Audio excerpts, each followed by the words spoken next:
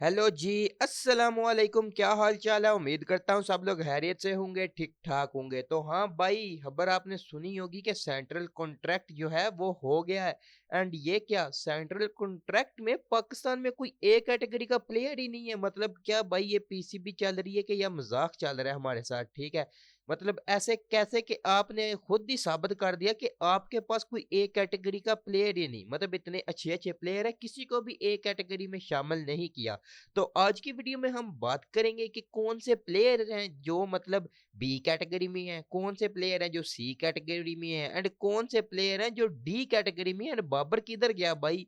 Babar and Rizwan किधर गए? ठीक है, एंड ए कैटेगरी में क्यों कोई प्लेयर नहीं है? ठीक है, उसके बाद के भाई ये लोग कितनी कितनी सैलरी लेते हैं एंड क्या क्या हिसाब किताब है। ठीक है, सैलरीज आप सुन के ना शौक हो जाओगे। ठीक है, तो शुरू करते हैं इस वीडियो को। ठीक है, सबसे पहले बात कर लेते हैं कि पाकिस्तान क्रिकेट बोर्ड ने जो सेंट्रल कॉन्ट्रैक्ट है 2025 एंड 2026, ठीक है, उसका टोटली ऐलान कर दिया।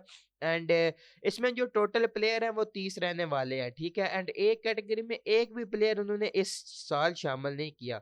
मतलब यार, कोई यंगस्टर भी शामिल नहीं किया, हसन नवाज को ही शामिल कर लेते। अब पूरी दुनिया पाकिस्तान की तरफ देख रही है कि भाई इनके पास कोई ए कैटेगरी का, ए लेवल का प्लेयर ही नहीं है। ठीक है, मतलब इतने इतने अच्छे जो प्लेयर है जो सालों से खेल रहे हैं, इतने इतने अच्छे उनका स्ट्राइक रेट है, ठीक है, उनको भी इन्होंने डी थ्रोन करके ना वो B and C D category में इन्होंने डाल दिया है। ठीक है, एंड इनको किसी को भी इन्होंने ए कैटेगरी में नहीं रखा। ठीक है, दुनिया मतलब मजाक बना के यार रख दिया इन्होंने, पाकिस्तान क्रिकेट बोर्ड ने ना, खुद ही पाकिस्तान क्रिकेट बोर्ड ने ये जो है वो मजाक जो है वो बनवाया है। तो अभी देखते हैं कि क्या बनता है। तो बाबर एंड रिजवान जो है, इनको उन्होंने ना जो है डिथ्रोन कर दिया था। मतलब पहले ए कैटेगरी में थे, बाबर था, रिजवान था, ठीक है, नसीम शाह था, शाहीन शाह अफरीदी था। ठीक है, आपको मैं बता दूं ऐसे ऐसे प्लेयर जो डिजर्व करते हैं बी एंड सी कैटेगरी, ठीक है, उनको इन्होंने डी कैटेगरी में रखा हुआ है। एंड जिन बंदों की परफॉर्मेंस ही नहीं है, ठीक है, जो मतलब पर्ची सिस्टम पे आए हुए हैं, उनको इन्होंने उठा के जो है वो ए कैटेगरी में, सॉरी, बी कैटेगरी में जो है वो इन्होंने रखा हुआ है। ठीक है, तो मैं आपको बताऊंगा कि वो ऐसे कौन से हैं, वो कौन से प्लेयर हैं जिनकी परफॉर्मेंस एक कतरा भी नहीं है, मतलब जरा भी वो परफॉर्म नहीं करते, मतलब इतने इतने रन खाते हैं एंड ना उनसे बैटिंग होती है। ठीक है, उनको उन्होंने बी कैटेगरी में रखा हुआ है, एंड जो अच्छे प्लेयर थे उनको इन्होंने सी कैटेगरी में डाला हुआ है। ठीक है, तो अभी हमारी ट्राई सीरीज भी आने वाली है। ठीक है, तो ट्राई नेशन सीरीज 3 जो है वो भी स्टार्ट होने वाली है। उसके बाद एशिया कप पे भी आ गया है, सर पे ही है। ठीक है, तो उस पे भी देखते हैं कि क्या मतलब शायद यार, मतलब उसमें कुछ टीमें अगर हमारे प्लेयर जो है परफॉर्म अच्छी तरीके से कर जाए, तब कोई बंदा ये ए कैटेगरी में शामिल कर ले। यार इस साल तो ये नहीं करेंगे, क्योंकि इन्होंने जो है वो अभी कॉन्ट्रैक्ट जो है वो कर दिया है, साइन हो गया कॉन्ट्रैक्ट। तो इस साल तो वो बी कैटेगरी में ही रहने वाले हैं। बी में 10 प्लेयर बी में है, 10 प्लेयर सी में है, एंड 10 प्लेयर ही जो है वो डी कैटेगरी में है। ठीक है, तो अगर ये ट्राई सीरीज जो है हमारी यूएई एंड अफगानिस्तान के खिलाफ अगर ये हम जीत जाते हैं, इसके बाद एशिया कप में भी अगर हम फाइनल जीत जाते हैं या सेमीफाइनल फाइनल तक जाते हैं, तो हो सकता है कि जो प्लेयर इनमें से अच्छे परफॉर्म करेंगे उनको मतलब ना ए कैटेगरी में शामिल कर लेते हैं। अब बात करते हैं वैसे बी कैटेगरी की, क्या बी कैटेगरी में कौन कौन से प्लेयर रहने वाले हैं। तो बी कैटेगरी में ना इन्होंने रखा हुआ है अबरार अहमद को। ठीक है, वो एक गुड चॉइस है। बाबर आजम को भी इन्होंने ना बी कैटेगरी में डी थ्रोन कर दिया। ठीक है, तो फहद जमान को भी भाई इन्होंने बी कैटेगरी में रखा हुआ है। यार फहद जमान तो ए कैटेगरी का प्लेयर था, इसको तो ए कैटेगरी में बनती है ना, इसकी तो परफॉर्मेंस भी थी। हारिस रऊफ को भी बी कैटेगरी में, हसन अली को भी बी कैटेगरी में, मोहम्मद रजवान को भी बी कैटेगरी में, साइम अयूब भी अच्छा है, उसको भी बी कैटेगरी में, सुलेमान अली आगा को भी बी कैटेगरी में, एंड शहीन शाह अफरीदी को बी कैटेगरी में, और शदाब खान को बी कैटेगरी में। अब देखो शदाब खान किधर से आ गया, ना वो विकेटें लेता है, ठीक है, ना उसे बैटिंग होती है। ठीक है, ऑलराउंडर नाम का बना हुआ है, कुछ नहीं। मतलब यार मैं एज इस्लामाबाद यूनाइटेड फैन, मेरी टीम का कैप्टन है, लेकिन वो आदे ने ना पंजाबी के घर दे भांडे का पता होता है। तो इस बंदे से ना बैटिंग होती है ना बॉलिंग होती है। ठीक है, तो इसको पता नहीं इन्होंने किस लिए ना किस वजह से इन्होंने रखा हुआ है। ठीक है, मतलब बी कैटेगरी में भाई, बी कैटेगरी की एक अच्छी खासी इनकम है, 45 आई थिंक 40 से 45 लाख सैलरी है बी कैटेगरी वाले की। तो मतलब यार बात करते हैं फहरजमान की। फहरजमान की तो मतलब फॉर्म भी है, बैटिंग भी, ए टू जेड सब कुछ, इसको तो इन्होंने ना ए कैटेगरी में रखना चाहिए था।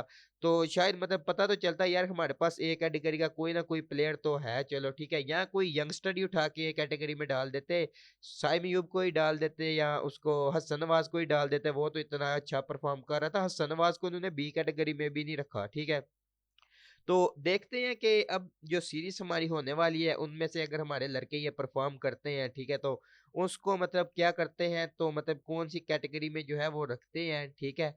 तो अभी तो मतलब ये जो सीरीज़ स्टार्ट होगी, तो उससे पता चलेगा कि कौन जीतता है, क्या कोई सीन होने वाला है। खैर मैं बताऊँगा आपको, बताता हूँ कि बी कैटेगरी में तो हमारी हो गई है डन। अभी सी कैटेगरी एंड डी कैटेगरी में भी कौन-कौन से प्लेयर हैं, ठीक है? तो सी एंड डी की भी बात करते हैं, 10-10 प्लेयर उसमें भी है। एंड सैलरीज़ पे भी बात करेंगे। भाई सैलरीज़ तो आप सुन के हैरान रह जाओगे, इतनी हैवी सैलरीज़ ये लेते हैं, ठीक है? तो ऐसे ही तो नहीं कहते कि अगर क्रिकेट में आप चले गए तो आपकी लाइफ सेट हो जाएगी, ठीक है? तो मतलब लेकिन ये है कि यार इधर पाकिस्तान में जितना कि मतलब है ना बंदे क्रिकेट का ज़ोर-ओ-शोर, तो बहुत ही ज़्यादा अवाम जो है वो इस तरफ है। आपको पता है यंग टैलेंट बहुत ज़्यादा ज़ाया हो रहा है। मतलब इस उस तरीके से जो यंग जिनको मौका मिलना चाहिए था, वो उनको मौका ही नहीं मिल रहे हैं। एंड जो मतलब सिफ़ारिश सिस्टम है वो भाई आए हुए हैं। बात करते हैं थोड़ी-सी सी कैटेगरी पे। अब सी कैटेगरी में जो है वो उन्होंने डाला हुआ है जी अब्दुल्ला शफीक को एंड फ़हीम अशरफ को। भाई फ़हीम अशरफ की कौन-सी परफ़ॉर्मेंस है, ठीक है? हसन नवाज़ जिसकी परफ़ॉर्मेंस है उसको भी इन्होंने सी कैटेगरी में शामिल किया है। मोहम्मद हारिस को भी सी कैटेगरी में शामिल किया है। मोहम्मद नवाज़ को भी सी कैटेगरी में शामिल किया है एंड नसीम शाह को इन्होंने डिथ्रोन कर दिया है। नसीम शाह को ना इन्होंने आई थिंक बी से सी में कर दिया है। नुमान अली टेस्ट प्लेयर, इसको भी हम इन्होंने सी में शामिल किया है। साहबजादा फरहान को भी सी कैटेगरी में शामिल किया है। साजिद खान को भी सी कैटेगरी में शामिल किया एंड सऊद शकील जो है इनको भी इन्होंने सी कैटेगरी में शामिल किया, ठीक है? तो ये थे हमारे कुछ सी कैटेगरी के प्लेयर, ठीक है? अब डी की भी बात करेंगे। तो अभी इसमें ना यार देखो फ़हीम अशरफ की अब देखो कौन-सी परफ़ॉर्मेंस है, ठीक है? पता नहीं किस बेस पे ये बंदा जो है हर बार जो है वो आ जाता है एंड परफ़ॉर्मेंस इसकी मतलब है ही नहीं, ठीक है? तो इसको इन्होंने सी कैटेगरी में शामिल किया हुआ है। अब देखते हैं कि मतलब क्या बनता है। अभी एशिया कप तो आ रहा है यार, आई होप हमारी टीमें जो है वो परफ़ॉर्म कर लें। थोड़ी-सी ना सैलरीज़ पे बात करते हैं कि कितनी सैलरी जो है वो रहने वाली है। तो मंथली सैलरी जो है वो बी कैटेगरी की वो तकरीबन 4 मिलियन मतलब 40 लाख के ऊपर रहने वाली है बी कैटेगरी वाले की। ए कैटेगरी वाले की जो थी वो 65 लाख थी 65 लाख। तो बी कैटेगरी वाले की जो है वो 4 मिलियन रहने वाली है। कैटेगरी सी कैटेगरी वाले की 2.5 मिलियन 25 लाख रहने वाली है एंड डी कैटेगरी की जो है वो 1.5 मिलियन भाई 15 लाख रुपए रहने वाली है। तो इतनी इतनी हैवी सैलरीज एंड परफॉर्मेंस फिर भी ना आए, मतलब हम पूरी पूरी रात जाके मैच देखें और आप मैच हार जाओ, भाई साहब क्या मतलब बंदा क्या कहे। अब यकीन करो इतनी परफॉर्म सैलरीज का अगर अवाम को पता चल जाए ना कि मतलब अभी तो हमारी आधी अवाम को पता ही नहीं कि इनको सैलरीज कितनी मिलती है, ठीक है? अगर हमारी आधी अवाम को पता चल जाए ना कि भाई इसको इनको इतनी इतनी सैलरीज मिलती है, तो वो अपने काम काज छोड़ के सब क्रिकेट पे लग जाए, ठीक है? तो फिर इतने इतने ऑडिशन हो हैवी, हर तरफ आपको क्रिकेट ही क्रिकेट नजर आए, वो भी मतलब ना हार्ड बॉल वाली। अभी तो हमारी अवाम खेलती है टेप बॉल, या चलो मस्ती मजाक में टेप बॉल खेल लिया, गली क्रिकेट खेल रही है। अगर इनको पता चलता ना कि इतनी इतनी सैलरीज मिलती हैं, ये मतलब ऐसे ही तो नहीं मतलब एक दो मैच खेल के ये अमीर बन जाते हैं, तो भाई ये मतलब सारी अवाम हमारी जो है वो काम काज छोड़ के क्रिकेट पे ही लगी होनी थी, ठीक है? बात करते हैं थोड़ी सी डी कैटेगरी की एंड डी कैटेगरी में इन्होंने कुछ न्यू नाम भी जो है वो शामिल किए हैं। डी कैटेगरी में अहमद दानियाल, ठीक है, शामिल हुआ है। हुसनैन हसनैन तल्लत शामिल किया गया। खुरम शहजादा, खुशदिल शाह, मोहम्मद अब्बास ये टेस्ट प्लेयर, ठीक है? एंड मोहम्मद अब्बास फरीदी है, ठीक है? मोहम्मद वसीम जूनियर है, सुलेमान मिर्जा है, शान मकसूद एंड सुफियान मोकीम। यार जितना कि मुझे लग रहा है ना कि शान मकसूद से भी कैप्टनी उसकी जाने वाली है, इन्होंने कैप्टनसी ले लेनी है उससे, क्योंकि उसको डी कैटेगरी में देखो शान को ना इन्होंने डी कैटेगरी में डाल दिया है। डी कैटेगरी की वैसे भी 1.5 मिलियन आई थिंक 10 से 15 लाख सैलरी है, तो मतलब बहुत है यार। लेकिन ये है कि शान मकसूद की भी, क्योंकि हम टेस्ट भी नहीं कोई जीते हुए, टेस्ट में भी परफॉर्मेंस बेकार जा रही है हमारी, तो मुझे लगता है कि इन्होंने शान से भी जो है वो कैप्टनसी ले लेनी है। लेकिन सवाल ये है फिर शान मकसूद से लेके ये सलमान अली आगा को देंगे या किसको टेस्ट कैप्टनसी देंगे?